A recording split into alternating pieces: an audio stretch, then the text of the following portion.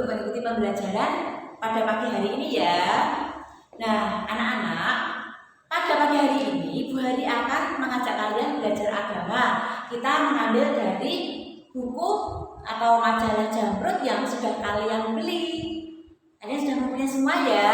Nah, untuk pembelajaran yang pertama kita akan belajar tentang diriku. Nah, siapakah diriku? Tentu anak-anak di sini juga akan tetap memperkenalkan diri dengan menyebutkan nama.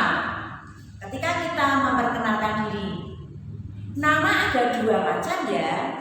Ada nama panjang, ada nama pendek atau disebut nama panggilan. Misalnya Maria Setiawati, bisa dipanggil Maria. Nah, anak-anak, mengapa kita mengenalkan diri kepada orang lain? Tentu saja supaya orang lain lebih mengenal kita, ya. Mengenal dari namanya dan lain sebagainya. Nah, selain nama, anak-anak juga mengenalkan diri. Ada tempat tanggal lahirnya berapa ya, kemudian rumahnya di mana, nama orang tuaku siapa, saudaraku siapa. Nah, itu cara memperkenalkan diri. Perlu kalian ketahui ya anak-anak, kapan kita mendapat nama itu? Kita setelah lahir atau sejak kecil, orang tua sudah memberi nama untuk kita. Jadi nama diberikan oleh orang tua untuk anak-anak yang baru lahir, supaya orang lain lebih mengenal identitas seseorang. Banyak sekali ya. Tadi Bu Guru sudah menyebutkan ada nama, kemudian tanggal lahir atau tempat tanggal lahir, kemudian alamat rumah, ada juga nama ayah atau nama ibu. Nah, untuk pembelajaran selanjutnya masih banyak yang harus kita pelajari. Setiap orang punya identitas yang berbeda, dari secara fisik atau tubuh kita juga berbeda-beda. Untuk itu penjelasannya akan dilanjutkan oleh Ibu Pariyati. Tetap semangat ya. Oke. Selamat pagi anak-anak. Tadi anak-anak sudah belajar dengan Bu Hari tentang identitas diri ya.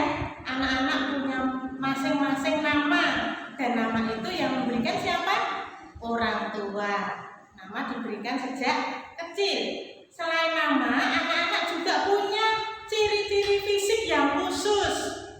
Misalnya ciri-ciri fisik itu ada yang badannya gemuk seperti Bu Pariyati, ada yang badannya kurus, ya. Ada yang rambutnya keriting seperti Bu Par, keriting. Ada yang rambutnya lurus, kemudian ada yang kulitnya hitam, ada yang sawo matang, ada yang putih, ya. Kemudian ada yang tinggi, ada yang sedang. Itu ciri-ciri fisik seseorang. Nah, anak-anak, apakah anak-anak bisa memperkenalkan dirinya? Tadi sudah disinggung, ada nama panggilan, ada nama lengkap. Coba kita beri contoh memperkenalkan diri. Nama saya Lucia Pariyati. Nama panggilannya Pariyati. Itu memperkenalkan diri, ya, identitas diri sendiri. Tapi boleh memperkenalkan identitas secara lengkap. Misalnya yang secara panjang, ya. Saya nama lengkapnya Lucia Pariyati, dipanggil Pariyati. Saya guru kelas 1A.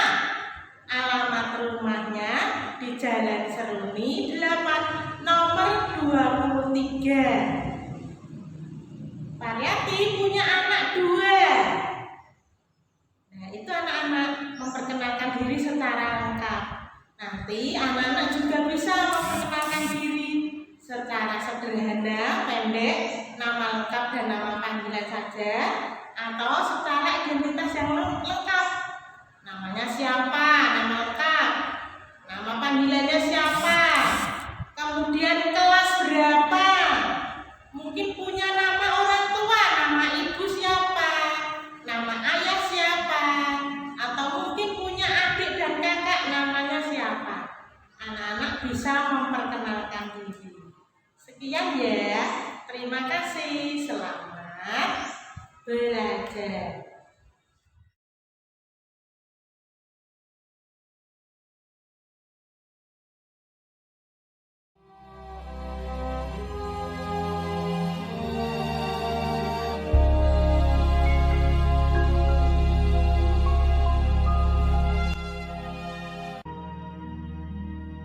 Pada zaman Herodes, Raja Yudea, adalah seorang imam yang bernama Zakaria, istrinya namanya Elisabet.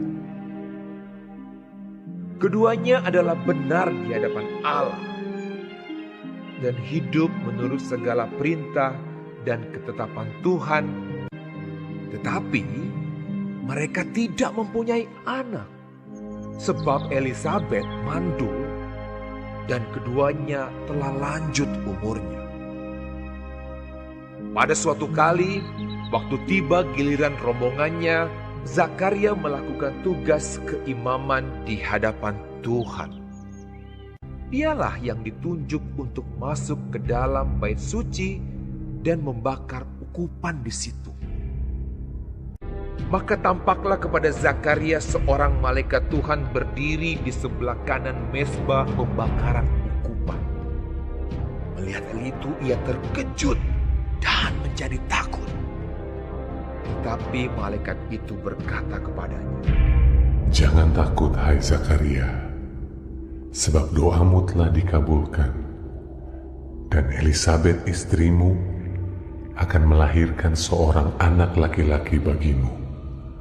Dan haruslah engkau menamai dia Yohanes.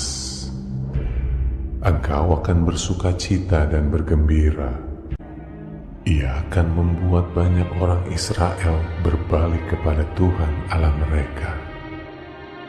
Lalu kata Zakaria kepada malaikat itu, "Bagaimanakah aku tahu bahwa hal ini akan terjadi? Sebab aku sudah tua dan istriku sudah lanjut umurnya." Jawab malaikat itu kepadanya, "Akulah Gabriel yang melayani Allah, dan aku telah diutus untuk berbicara dengan engkau dan untuk menyampaikan kabar baik ini kepadamu. Sesungguhnya, engkau akan menjadi bisu dan tidak dapat berkata-kata sampai kepada hari di mana semuanya ini terjadi.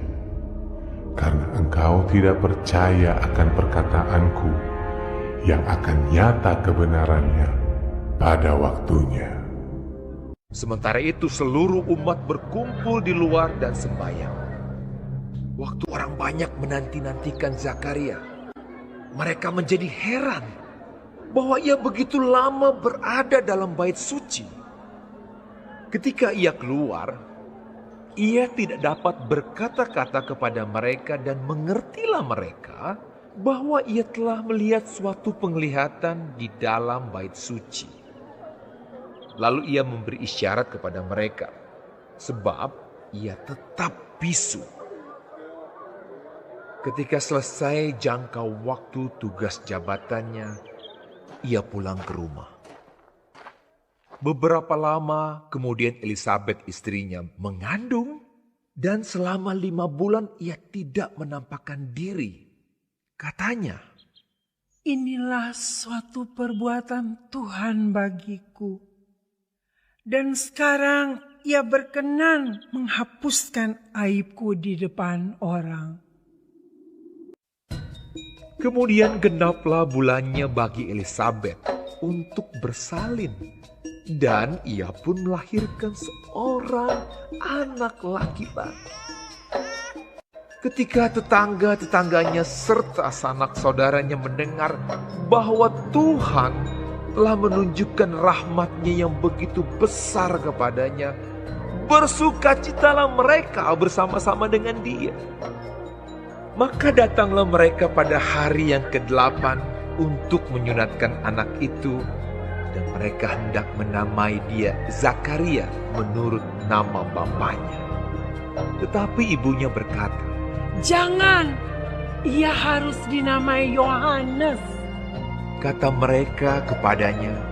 Tidak ada di antara sanak saudaramu yang bernama demikian. Lalu mereka memberi isyarat kepada bapaknya untuk bertanya nama apa yang hendak diberikannya kepada anaknya itu.